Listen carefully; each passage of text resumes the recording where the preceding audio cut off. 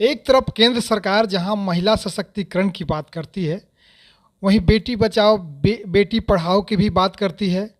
वहीं कामकाजी महिलाओं को उनके मेहनताना में प्रतिदिन कटौती किए जा रही है। तमाम बातों पर चर्चा करेंगे। हमारे साथ चर्चा में बनी हुई हैं हमारी दीदी हैं एमएलसी शशि यादव दीदी, लगातार महिलाओं की आवाज़ को उठाती रही हैं।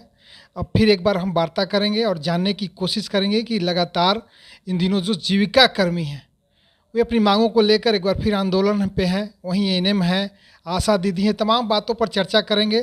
तो बहुत दिनों के बाद दीदी का हमें समय मिला है। सबसे पहले दीदी का हमारे चैनल पर स्वागत है। धन्यवाद, नमस्कार। और आपके चैनल के माध्यम से जितने भी लोग देख रहे हैं उन तमाम लोगों को नमस्कार और प्रणाम।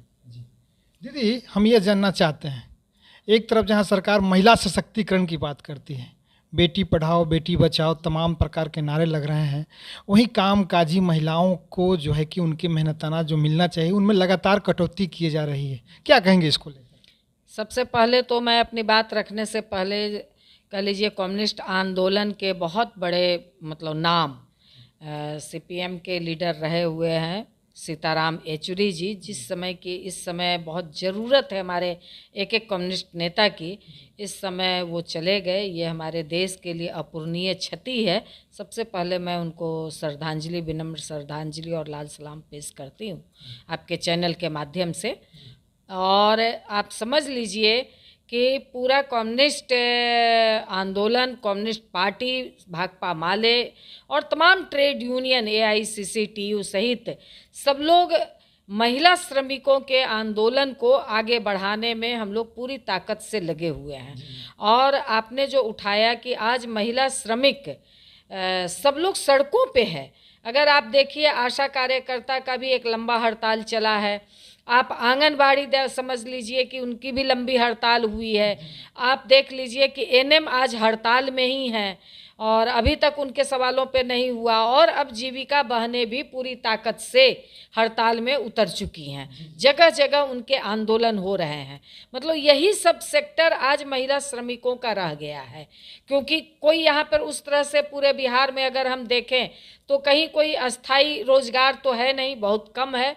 जो भी है वो संविदा पर हैं, बहुत कम अस्थाई कर्मचारी के रूप में महिलाएं हैं। बाकी कल कारखाने खदान तो कहीं है नहीं कि महिला श्रमिकों की भागीदारी होगी, बहुत कम ये में महिला श्रमिक है। बाकी इसी में जो ये पूरा स्कीम वर्कर है, इसी में बड़े पैमाने पे आज महिलाएं काम कर रही हैं। और इसका शोषण सरकार, क्योंकि सरकार की जो मानसिकता है वो पुरुष सत्तावादी मानसिकता है, और इसी की वजह से वो महिला श्रमिकों को समझती हैं कि वो बंधुआ मजदूर हैं। वो जितना कम से कम पैसा दें, जिस तरह से वो सोचती हैं कि महिलाएं घर में काम करती हैं, अपने परिवार के लिए काम करती हैं, उसी तरीके से सरकार का भी काम करें। सरकार का वो काम करें, पैसा हम नहीं दें, मुफ्त में वो काम करें। तो ये सरकार की मानसिकता है। नहीं तो आप समझ लीजिए कि जो आजीविका बहनें लड़ रही हैं, जीविका में दो तरह से कहिए कि उनको पेमेंट मिलता है। एक सरकार देती है, वो 1500 रुपया देती है मानदेय के रूप में, और फिर उनको कंट्रीब्यूटरी सिस्टम के तहत कि वो ग्रुप से, जो ग्रुप चलाती है, समूह चलाती है, उस समूह से वो पैसा लेती है। आप समझ लीजिए कि गरीब महिलाएं अपना पेट काट करके ना समूह में पैसा जमा करती हैं कि भाई ये पैसा, 2 पैसा हम जमा करेंगे तो आने वाले दिनों में बहुत कम रोजी रोजगार करती हैं। उस पैसे से या तो वो बेटी की शादी करती हैं, या तो बीमारी में उसका खर्च होता है, या थोड़ा बहुत घर मकान बनाने में खर्च होता है। बहुत कम लोग उस पैसे से, जबकि ये इस सोच के तहत ये समूह और जीविका चली है कि इसके जरिए वो कुछ रोजगार कर सके। मगर ये कंसेप्ट बहुत कम है, बहुत कम, बहुत थोड़ा सा है।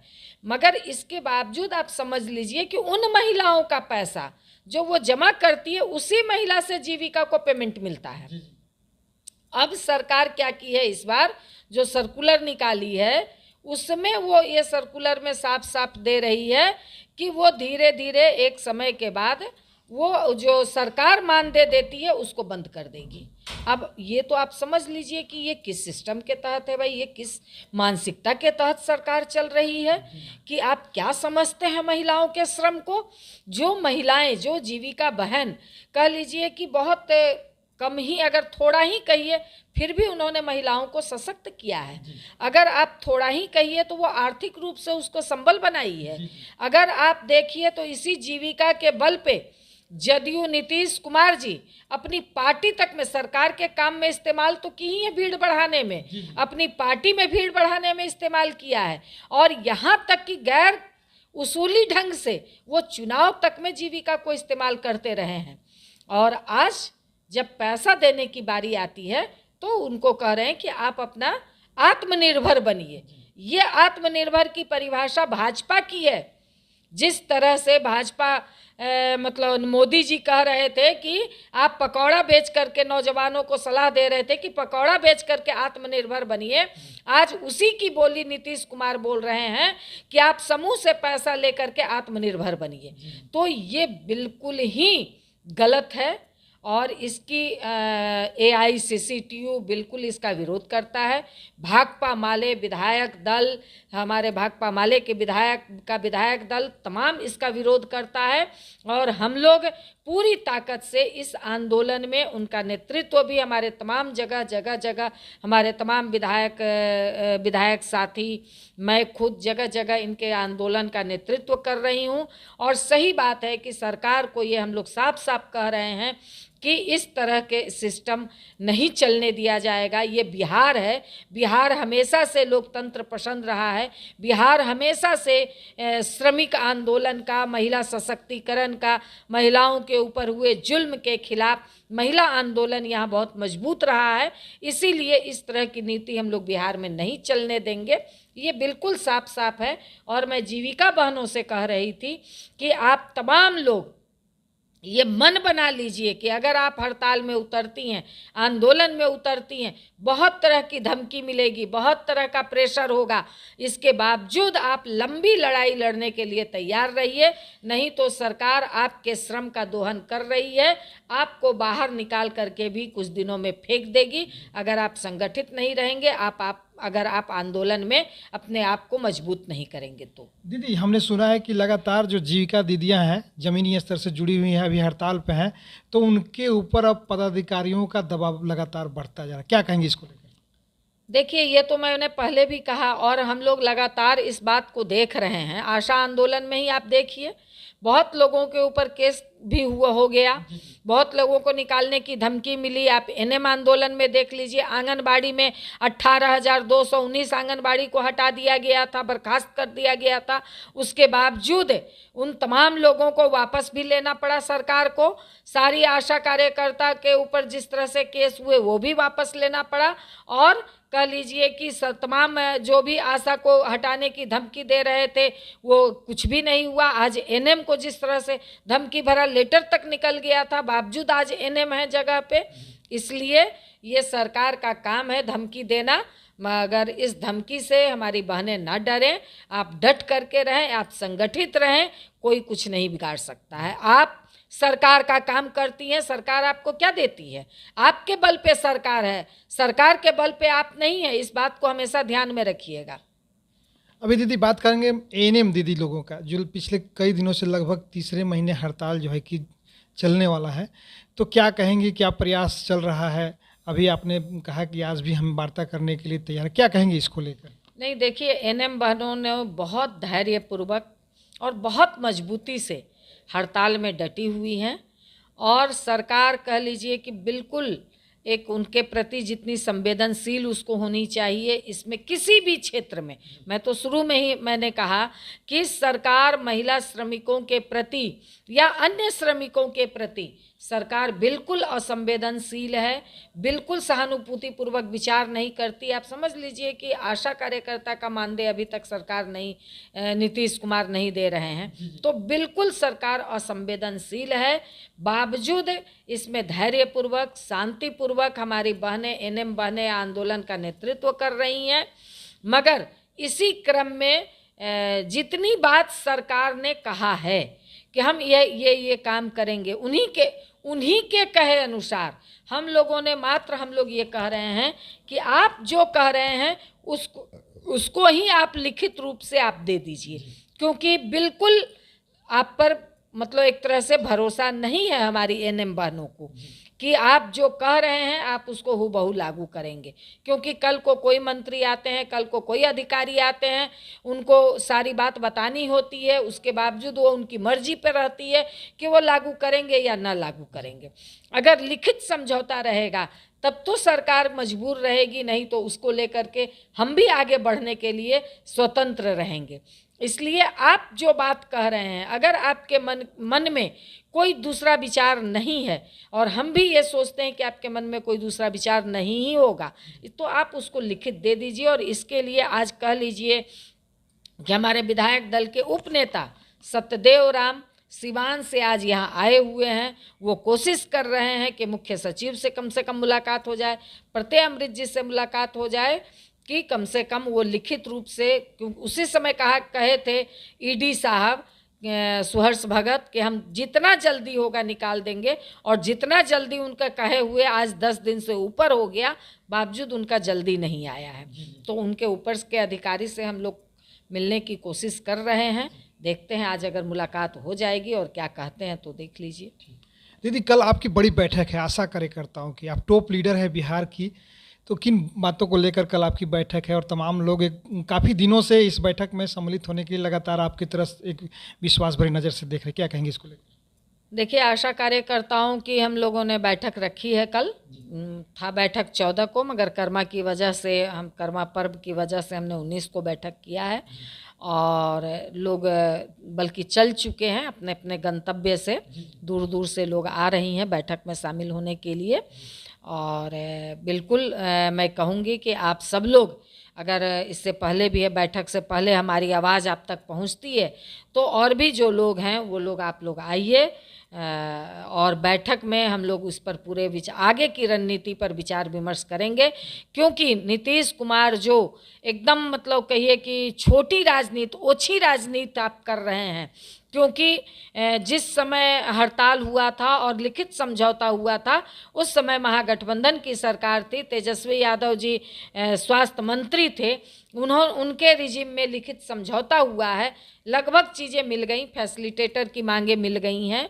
जो पुराना बकाया, जो हम लोगों ने उस समय भी हमने कहा था पूरी बहनों से कि आप हड़बड़ाइए मत, आप निराश मत होइए, जब से सरकार समझौता की है तब से सरकार को पैसा देना पड़ेगा, और सरकार से पैसा लड़ करके हम लोगों ने 16,000 18,000 रुपया हम लोगों ने वापस लिया सरकार से, आज उनको देना पड़ा है।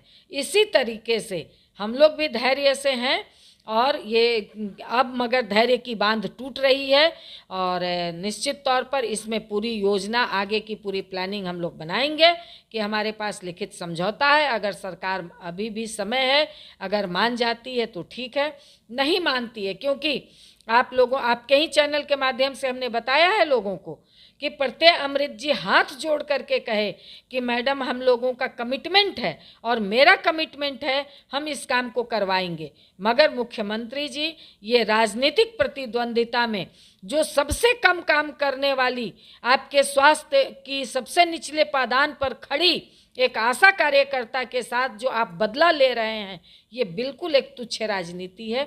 मैं आपके चैनल के माध्यम से नीतीश कुमार जी को अपील करना चाहूँगी कि आप इस राजनीतिक प्रतिद्वंदिता को छोड़ करके जो आपके हेल्थ की रीढ़ है आशा कार्यकर्ता, उनके विषय में सोचिए, और जो तय है उसका कैबिनेट आप जल्द से जल्द कर दीजिए। अन्यथा आने वाला समय जो 25 है, इस 25 में ये तमाम स्कीम वर्कर, आशा कार्यकर्ता के साथ साथ ये तमाम स्कीम वर्कर, जितना आप महिला सशक्तिकरण की बात किए हैं, जितना आप ढिंढोरा पीटे हैं, ये सारे लोग मिल करके आपको गद्दी से उतार करके फेंक देगी।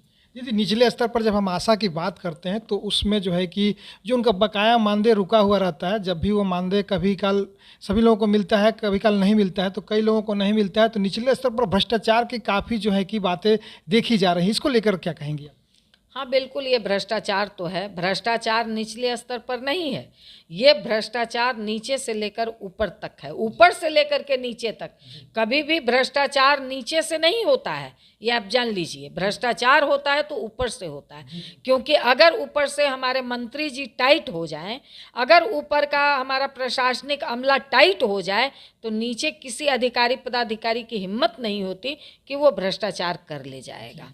तो इसलिए ये ऊपर तक है, नीचे का पैसा किसी एक नीचे के अधिकारी को हिम्मत नहीं होती कि वो आशा, प्रत्येक आशा से 200, 300, 500 हर महीने ले करके वो खुद पचा ले जाएगा, ये संभव नहीं है। इसलिए ये भ्रष्टाचार नीचे ऊपर से लेकर के नीचे तक है, और इसको हम ही लोगों का यूनियन, गोप गुट महासंघ का ही यूनियन है कि हम लोगों ने लगातार इस बात का अपील किया है, और इस बात के लिए हम लोग लगातार लड़े हैं कि आप आशा कार्यकर्ता मजबूत हो जाइए, आप टाइट हो जाइए, अपने कामों को आप बेहतर तरीके से कीजिए। और इसको लेकर के हम लोग जब ऊपर तक लड़ाई लड़े, पारदर्शिता हम लोगों ने लागू करवाया, तब जाकर के बहुत कम, आप कह सकते हैं कि 10, 15, 20% मगर कम हुआ है।